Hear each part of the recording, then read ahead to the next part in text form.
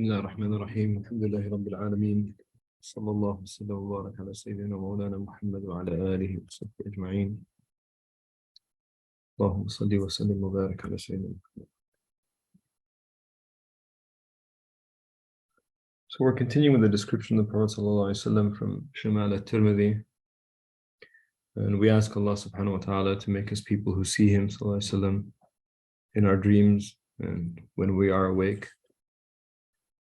and join us with him inshallah in spirit and flesh inshallah both, and that Allah subhanahu wa ta'ala has our hand in his hand on the day of judgment so that he takes us directly to Allah subhanahu wa ta'ala.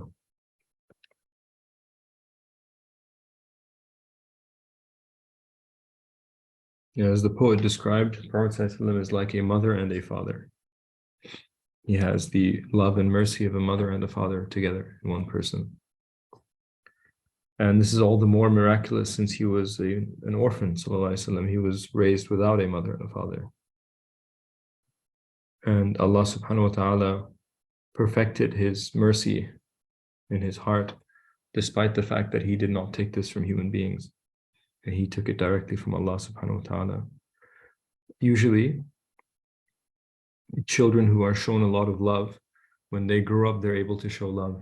And children who don't receive much love when they're young, they grow up and they are emotionally a little bit restrained. They don't know how to express their emotions. And also, it's not that they don't have the emotion of love, but they don't know how to show it because they weren't shown love or shown love in a correct way. And the Prophet ﷺ obviously was deeply loved by his grandfather who raised him and the women who raised him, and his uncle as well who raised him, Abu Talib. But his loving kindness was directly created by Allah subhanahu wa ta'ala in his heart. And this is why he's described as being both a mother and a father for his community.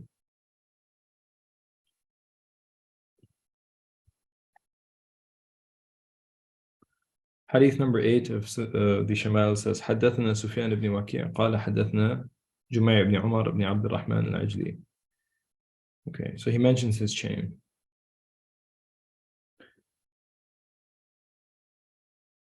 And the hadith is from Al-Hasan ibn Ali radiallahu anhu, the grandson of the Prophet ﷺ, Imam Hassan, Ali's son. He said, I asked my uncle Hind ibn Abi Hala about the description of the Prophet ﷺ. And he was well known for describing, as I desire to become well acquainted with and memorize the description of the Messenger ﷺ. And he said, his uncle described Prophet ﷺ like this. He said his qualities and attributes were the pinnacle of beauty. His companions and whoever saw him held him in the highest of esteem. They had the greatest of respect and love for him. His face used to shine like the full moon. He says he was of medium height, but closer to tall than average. So he was, among men, he was of medial height, but closer towards the tall side.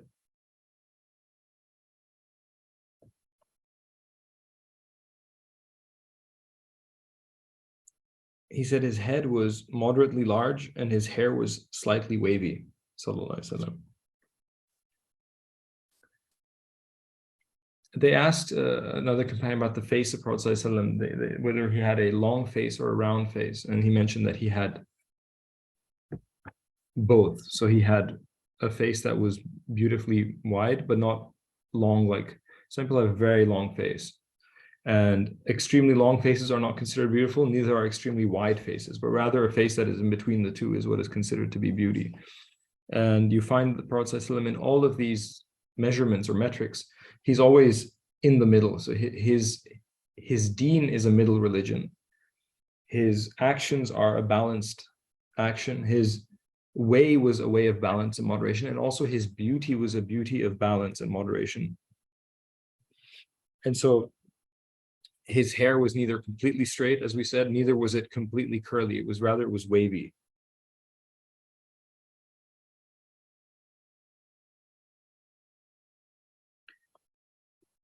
Then he said if his hair could be naturally parted, he would part it. Otherwise, he would make no efforts to part it. So sometimes when his hair was very long, he would part his hair in two. And if it wasn't so long, he wouldn't comb it in that kind of a way. So he would just let it grow back. He said his hair would not go beyond his earlobes. And another hadith that his hair would grow to his neck. And then another hadith to his shoulders. So maybe Hind ibn Hala, when he used to see Prophet ﷺ was keeping his hair to his earlobes, so not very long at that time. He had a skin tone that was white with a tinge of red. Again, white, as we mentioned, among the Arabs is not a white like a European white, which is extremely light-skinned, but rather a light-skinned person in the context of people who otherwise have wheatish skin, right?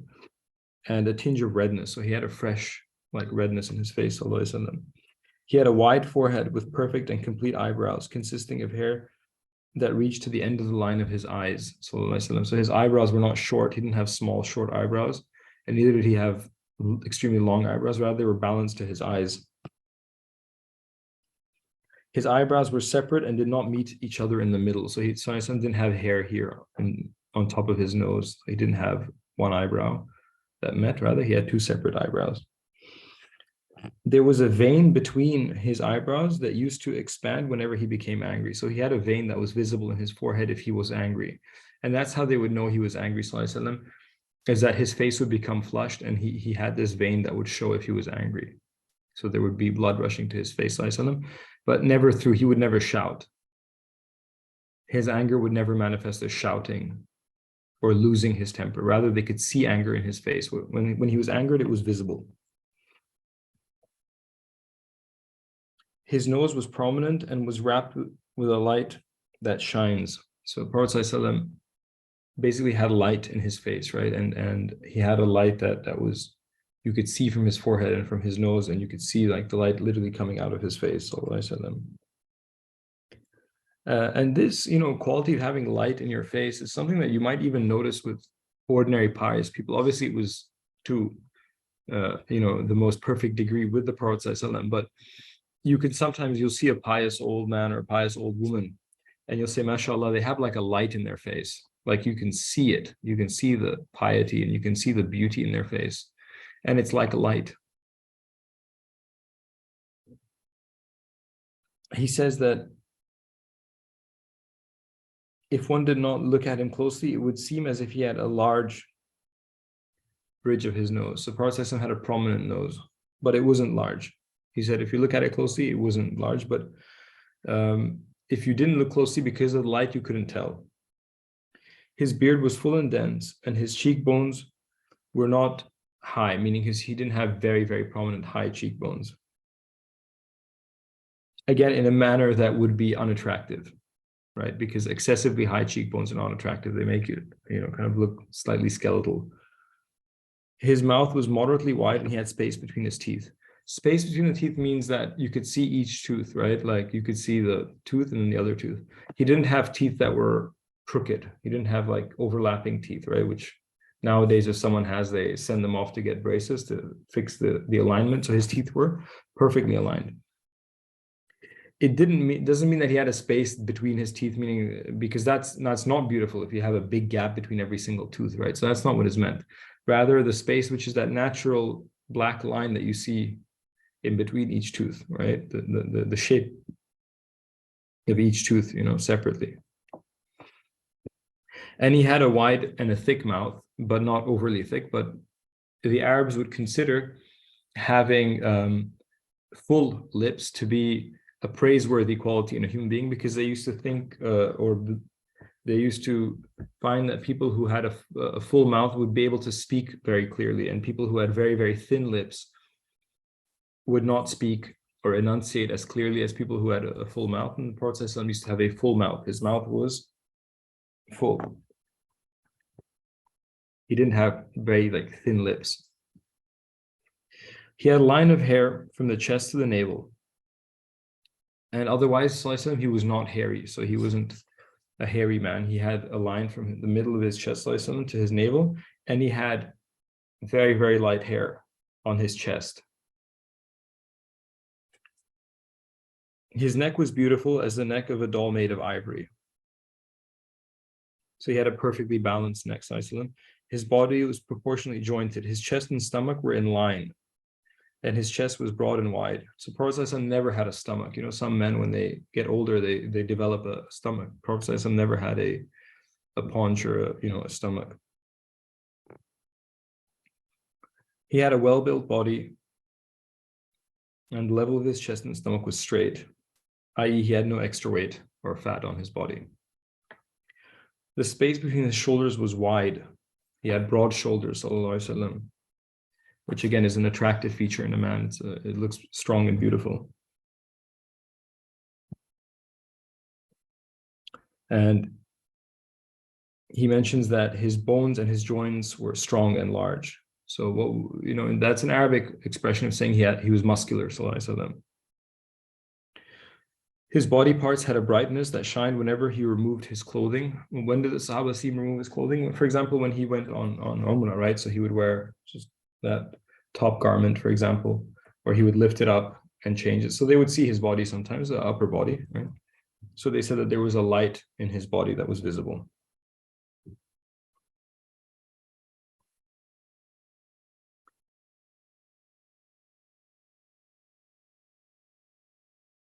Between the upper point of his chest and his navel, he had a thin line of hair, whilst the rest of the area had no hair on it. His forearms were long and his palms were wide. He had big hands, sallallahu alaihi wasallam, masculine, right? Like large hands. And the fingers and toes were moderately thick, and both his hands and legs were moderately long. So again, a balance, right? Not short arms and not very long arms, but a perfect balance. The soles of his feet were somewhat high from the ground. His feet were smooth, meaning he had no cracks in his foot or something like that, right? They mentioned that his hand was softer than silk, sallallahu alaihi wasallam. And those of the companions who touched his hand said, we never touched any fine fabric or silk that was softer than the palms of the Prophet sallallahu alaihi wasallam. So likewise his feet. Okay, this is all miraculous from Allah subhanahu wa ta'ala. So, for example, he says when he would wash his feet, the water would flow off, right? Because he didn't have cracks or things like that on his foot. When he walked, he lifted his legs with strength, as if he was uprooting a plant. In another hadith that we read previously, he would walk as if he's walking downhill. So he would take big strides and he would walk quite fast. He mentions it here also. He says, he walked at a moderate pace and with naturally long steps. So he would lift his legs with strength. He leaned slightly forward and he placed his feet softly on the ground. So despite walking fast, he didn't make a sound when he would walk. He would walk softly despite the fact that he was walking fast. When he walked, it seemed as if he was descending, going downhill to a lower place. When he wanted to look at something behind him, he would turn his whole body towards it. And again, this is a sign of his respect and concern for people, that when he would maybe be called, someone would call his name, he would turn his whole body towards them. He would focus completely towards the person who he's talking to. He wouldn't just turn his head and speak to somebody. He would face them with his body. And this is an important sunnah that we can do as well in our lives, is that when we're speaking to people, we give them our full attention and we face them when we speak to them. Some people, if they're talking to someone they don't consider important, they don't face them. Like if they're talking to a servant or they're talking to somebody who works in their house, they just talk to them like this. But the Prophet ﷺ would always turn his whole body towards a person.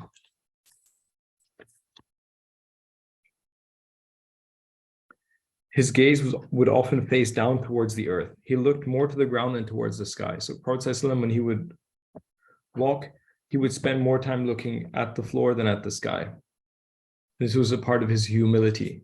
They mentioned that this was a part of his humility.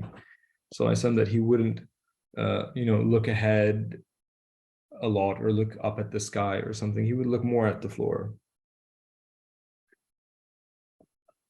And it also means that it was his habit not to stare. Some people, they walk and they look like they're looking at people, and they see another person, they look at them and they stare, they look for too long. The Prophet ﷺ wouldn't stare. So he would keep his eyes towards the goal where he was going and more towards the ground. Okay, it doesn't mean he was looking down when he was walking, which is not, it's awkward. It's strange if someone's walking and, you don't look like a normal person if you're looking at the floor. This is not what is meant that he was looking down, rather that he was looking towards the horizon and slightly down, right?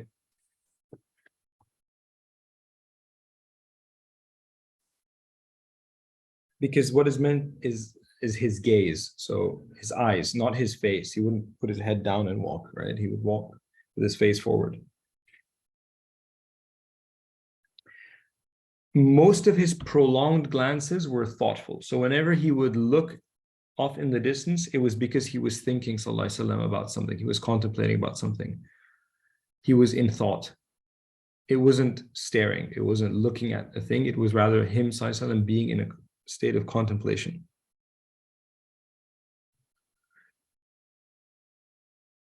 He would let his companions walk in front while he himself walked behind. And he always hastened to greet whoever he met. So he would say to them, as in other hadiths, he would say, go ahead of me and leave my back to the angels. He wouldn't walk in front of people like a leader and have an army behind him. Rather, he would tell them, you all walk forward ahead of me and I walk behind you. And he said, just leave my back to the angels, meaning don't let anyone walk behind me. And this was a part of his humility again, sallallahu alaihi wasallam, that he didn't want people walking behind him like, celebrities, or some people, they have the followers running behind them. He said, you guys walk forward and I walk behind. But if they would meet someone, he would rush to go and greet the person. He would go up ahead and greet them. So he wouldn't miss the chance to be the first one to greet another person.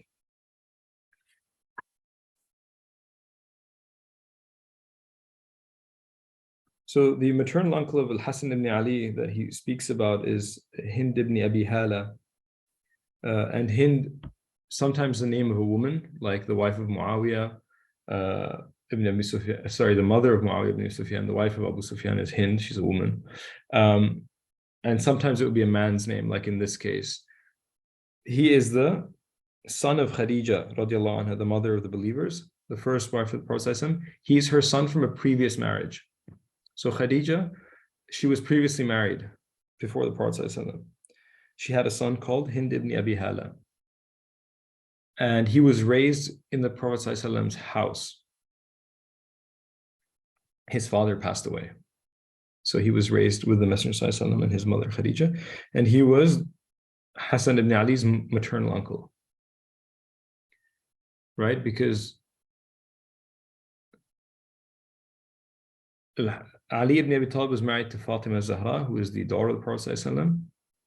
Fatima's mother is Khadija, and Hind was Khadija's son.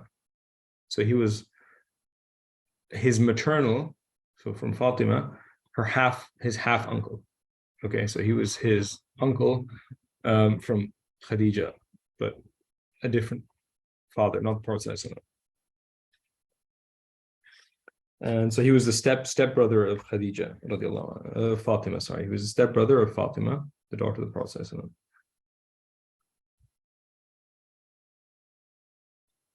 They mentioned that the reason why Hassan asked to hear the description of the Prophet, even though he saw him himself, is because he was very young at the time when the Prophet was alive. And the fact that he asked his uncle, describe the Prophet to me, I want to know what he looks like, shows that it was considered a priority amongst the companions and the family of the Prophet to know his description. They wanted to know what he looks like. It was important for them to know him. It was important for them to imagine his beautiful form, sallallahu. And this is why they cared about it. Otherwise, if it was unimportant, right, then they wouldn't ask.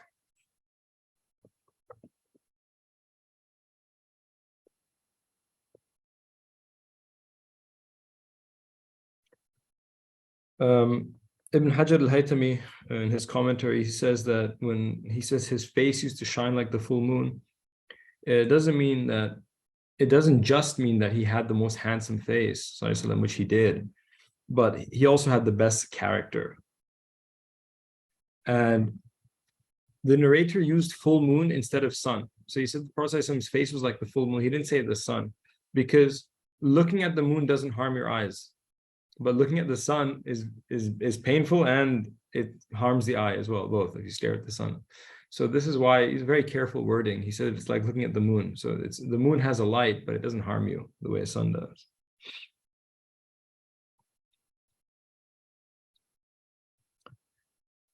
Also, the commentator mentions that in Sahih Muslim, the Prophet ﷺ, it's mentioned he used to let his hair hang down, while the idolaters used to part their hair. And the people of the book used to let their hair hang down as well.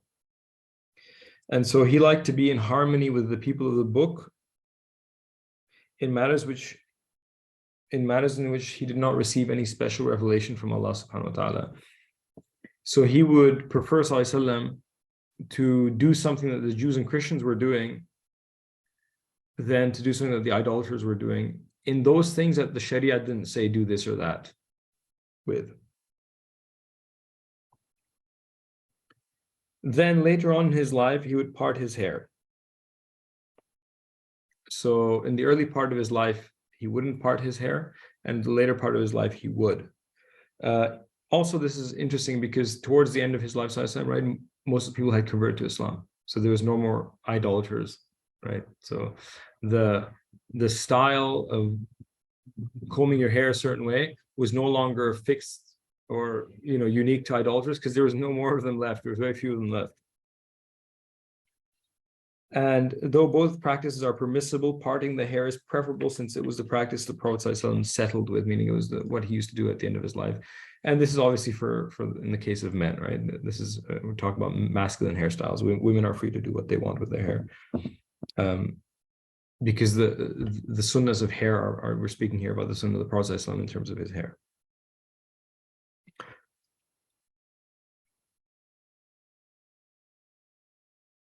And the hadith also, when it mentions that Prophet ﷺ would not look sneakily at things, when he would not like steal a glance at things, right? If he wanted to look at something, he would look at it, but he wouldn't steal a glance. He wouldn't like kind of just check something out quickly and turn his face the way ordinary people do. And he obviously only looked at things that were permissible for him to look at, because he told us ﷺ, in many hadiths the rules about looking, right? He said, for example, that when you walk past somebody's house, you're not allowed to look into their house, even if they don't have the curtains drawn and you can see what's in their house. You're not allowed to look. So at night, when you walk and people have their lights on in their house, you can see everything if they don't have the curtains closed. But we're not allowed to look as Muslims, right? Because you can see something that they don't want you to see by mistake. It's something that's part of their private life. You might see it by accident. And so you're not allowed to look. And you're not allowed to spy on people for even more, clear reasons. You're not allowed to like go look in a keyhole and see what someone's doing, right? You're not allowed to look at members of the opposite gender without reason, just to stare at them or something, right? You're not allowed to do that. And all of these things. And this is obviously more for men looking at women, because of the different natures of the way men and women react to looking at members of the opposite sex. Men are attracted much more from their eyes than women are, although they're both attracted to each other. That's how they're made. But the attraction of men and the kind of things that go on in men's minds is different to women on the whole. And so we're not allowed to, after looking at a woman once, we're not allowed to look at her again. The Prophet ﷺ said to Ali in a famous hadith, he said, "Oh Ali, the first look is yours, but not the second one," meaning you saw her, but don't keep staring. And seeing somebody once is sufficient to know if you're attracted to them. If you wanted to go and propose to marry someone, right, you go see them. And obviously that is a different scenario, right? There you're allowed to go and see her and look at her. If you're genuinely interested in her, in marrying a woman, obviously you go and see her and you take a good look, right? You go and you approach her in the correct manner, and then you look at her and she looks at you, and you have to see each other. Prophet ﷺ actually didn't allow people to go off and marry without seeing the other person. He said, go and see and make sure you find them attractive. But just looking for the sake of looking, right, is not allowed, especially if it stirs up things inside of you that you don't want to be, stirring up. So that's another one of the rulings of looking. There's a lot of them. We don't need to get into them now, but Prophet ﷺ wouldn't steal a glance. He would look at something that he was interested in looking at, and if he wasn't interested in looking at it, he wouldn't look at it. And he would keep his eyes more towards the ground due to his mindfulness of Allah subhanahu wa ta'ala and his humility and shyness.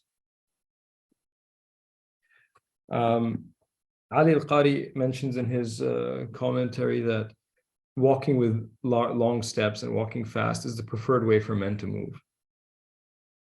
Okay, it's masculine. And walking with a shorter stride is characteristic of women, right? It looks very funny if they do the opposite. If a man saunters around and a woman walks like she's like nobody's business. Like, so there's also a gender aspect to this, right? And a way a man prays is slightly different to a way a woman prays as well, right? We know that as well. That's mentioned, that the basis of the man's prayer is that, for example, a man keeps his hands out wide when he makes sujood, and a woman, when she prays, the basis that she has more sitr, she's more covered, right? So she keeps her hands closer to herself when she makes prostration. She doesn't. She keeps her head closer to her body also, so that she doesn't raise her rear high up in the air, and that's out of respect for her. So that someone who's walking past when she's praying doesn't look at her, right? Women are allowed to pray in public. Women can pray on the street, right? They can pray anywhere, but they pray and they pray in a manner that doesn't draw attention to them, right? That someone doesn't stare and look at them. So the prayer of a woman is also more restrained than a man's prayer, right? If she goes into a ruku', she doesn't have to keep her back completely straight like a man and so on. She just kind of makes her hands reach her knees, so she bends forward sufficiently for that, and so on. And so there's an aspect that's related to general masculinity, right? So that he would walk with these strong steps is something for men. It's not, a woman doesn't have to walk like that. It's not the sunnah.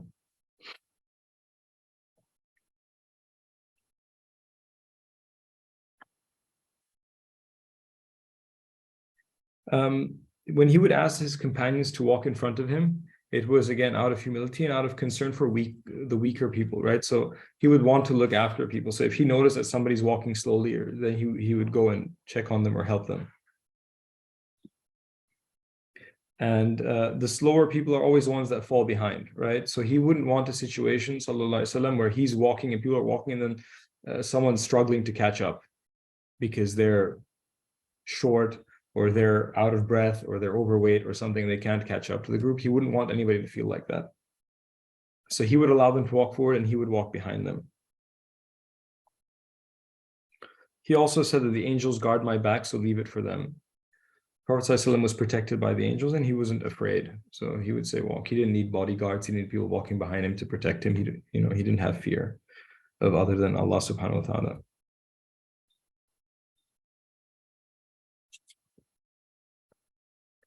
And the wisdom behind the Prophet ﷺ hurrying to greet other people is that when you hurry to greet people, right, you encourage them to reciprocate. So if I see you and I rush towards you with a smile on my face, you're very likely to smile back and feel really at ease and happy that I'm giving you, my attention and that I'm so excited to see you. You're excited to see me, right? It's a relationship.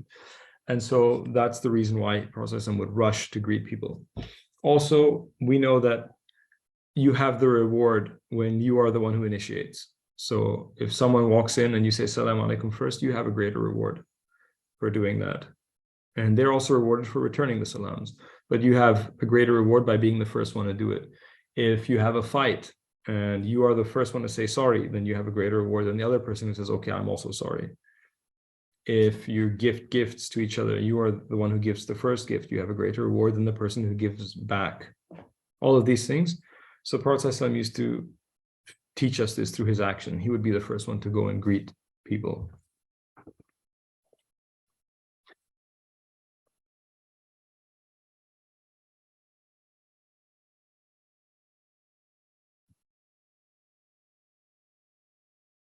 Hadith number 9, Jabir ibn Samurah radiallahu anhu narrated, the mouth of the Messenger of Allah sallallahu alaihi wasallam was wide, and there was some redness in the whites of his eyes, and he only had a small amount of flesh on his heels. Very, very kind of specific details. So the quality of having white eyes with a hint of redness was something, was a praised physical appearance among the Arabs. This is not a redness that looks like an eye infection or something, right? It just means that the whiteness of the eyes is visible because you have big, beautiful eyes. And the slight redness, obviously the redness of the veins that everybody has in their eyes, because that gives, you know, like a kind of freshness to the eye. It's not redness that is like a bad redness of the eye. Okay, so we have to kind of, when we translate these things, we have to make sure we understand what they're saying, right? Because now if you say somebody has redness in his eyes, you immediately think he has an eye infection or something. It's like extreme redness. Ali al-Qari mentions that some of the scholars said that the wide mouth refers to the teeth, Prophet having beautiful teeth, but most of the people understood as meaning, no, literally the Prophet's mouth was wide and beautiful. And the 10th hadith also narrated from Jabir. He said, I saw Messenger during a night when the moon was full in the sky. On that night, he wore a red garment. Prophet used to like wearing red, and we saw this in previous hadiths as well, that he would like to wear things that were red, meaning predominantly red, or with red stripes, or with red colors in a deep red. And he said, when I looked at the full moon and compared it with him, by Allah, I swear to Allah, he was in my eyes better and more beautiful than the full moon. So he was beauty personified. He was beauty walking on the earth. So he said, I looked at the sky and looked at him. He was more beautiful than anything. Sallallahu Alaihi Wasallam.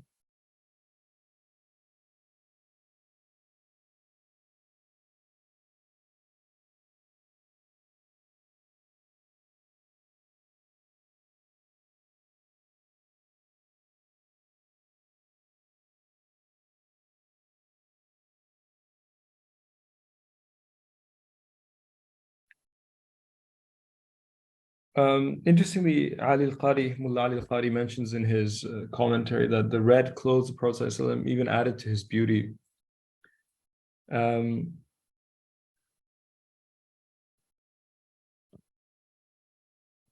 when he said that, in my opinion, or in my eyes, he was the most beautiful, it doesn't mean that like maybe he, Sallallahu Alaihi Wasallam, was not so beautiful for others, but for me, in my opinion, my estimation, he was the most beautiful. No, it means that he is so beautiful that anyone would appreciate him as the most beautiful, right? He didn't mean that I found him beautiful, right?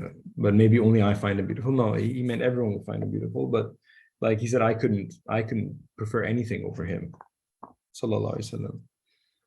And the beautiful red garment also increasing his beauty, Sallallahu Alaihi Wasallam. So his clothes were beautiful. He would always choose to look beautiful. And this is a sunnah. This is important, that, you know, we always look good. You always have to be. Prophet was extremely well groomed, right? He told us to cut our nails, you know, cut our hair, you know, sort our beard out, always be smelling good, always be clean, to shower frequently, to all of these things is very, very important. That part of the religion. It's actually a part of the religion. It's not a choice that we should be beautiful and we should be clean and we should be well kept and groomed, both men and women. This is a part of religion itself, because Allah is beautiful and He loves beauty. Prophet said, Allah is beautiful and He loves beauty. So He loves to see His servants. Allah said this, the Hadith al-Qudsi, Prophet said, Allah loves to see His blessings on His servants. So if Allah has given you money to buy good clothes, buy good clothes and dress nicely, you know, dress in the best clothes that you can. Dress in the most wonderful way that you can, right? And that doesn't mean that you dress in a way that is showing off, or that would make a poor person feel bad when they see you because they can't afford what you wear, but rather to look the best, right? This is what is meant. And it's not good to look overly shabby. Like some people think it's religious to be shabby. Like I don't care. I don't care about how I look. I only care about Allah. So I'm just going to dress badly, right? This is not religious. And interestingly, once Abu Hassan al-Shadili, the great Sufi, was sitting, and he used to wear very beautiful clothes, very luxurious clothes. And so this man came in, this dervish came in, and he was wearing very shabby clothes to show that I don't care about the world. I don't care about the world. I don't care about wealth. I don't care about money. So he used to wear shabby clothes. And when he walked into this gathering and he saw Abu Hassan al-Shadili, he said, this is not the way that Sufis should dress. This is not the way that someone who's close to Allah would dress. He wouldn't dress like a king. So when he walked up to him, Abu Hassan al-Shadili, who was granted kashf by Allah, right? Allah showed him this man's thoughts. So he said to the man, he said, my clothes say to the people, I don't want what's in your hand, meaning I don't want your money. I'm self-sufficient, alhamdulillah. My clothes tell people I don't need your money, and your clothes tell people give me some money. So he said, it's all about your intention, right? So Abu Hassan was intending with his clothes to tell you people, I really don't need you. I have Allah, and I don't need your help. And he says, your clothes are telling people, give me some money. I'm poor and I need some money from you. So it's all about intentions, and it's not sunnah to look shabby. No matter what you want to be doing in life, even if you want to be a Sufi renunciate who renounces the world and doesn't care, you still don't look shabby. You don't have an excuse. Alhamdulillah Rabbil Alameen. And inshallah, Allah subhanahu wa ta'ala accept our good deeds in this month, and inshallah, Allah subhanahu wa ta'ala make us experience the joy of Ramadan. It's now around the corner. It's 2 months left. Inshallah, Allah subhanahu wa ta'ala make it easy for all of us to attain to Ramadan and to get the maximal benefit out of it, and make it easy for us to fast and pray during that month, as He subhanahu wa ta'ala likes to see us pray and fast and worship Him. And may Allah subhanahu wa ta'ala make it a chance for us to connect to the Quran and to finish reading the Quran, inshallah, and to increase us always in love for the Messenger sallallahu alaihi wasallam and all of the righteous people of this ummah, because through love we can be with them in the next world, right? This is our only connection to them, is love. And Prophet ﷺ said, you will be with the one who you love. So inshallah, that Allah subhanahu wa ta'ala, if He revives our heart and He gives life to our heart through the love of Himself subhanahu wa ta'ala and His Messenger sallallahu alaihi wasallam, and all righteous human beings, all good people. If we love good people, we'll be with the good people, inshallah. And this is kind of what is really important to teach children as well. So, we teach our children that choose for yourself somebody who's worth loving. Choose for yourself somebody who's worth loving as a role model. And there's nobody more worthy of your love than the Messenger sallallahu alaihi wasallam, who gave everything for you. And obviously your parents, for children, and for all of us, our parents, and all righteous people, right? As long as you feel that you are a part of this community, the Prophet ﷺ, and that this is what you want, inshallah, you'll be protected in this world. You'll be protected from fitna, from tribulation. But if we spend all of our time looking at things on the small screen, the phone, and we're on social media looking at things, and we are attracted to those things, then the focus of the heart it dissipates. It kind of, instead of having one focus, the heart goes in several places. And energy always, if it's not directed, it dissipates. So don't give something your energy that doesn't deserve your energy, right? Things are either benefiting you or they're harming you. And there's not really many things that don't do anything to you. Things are either good or bad. So we ask Allah subhanahu wa ta'ala to inspire us with what's best in every moment. Alhamdulillahi Rabbil Alameen. Jazakumullah khairan, everybody. I'll see you next week, inshallah.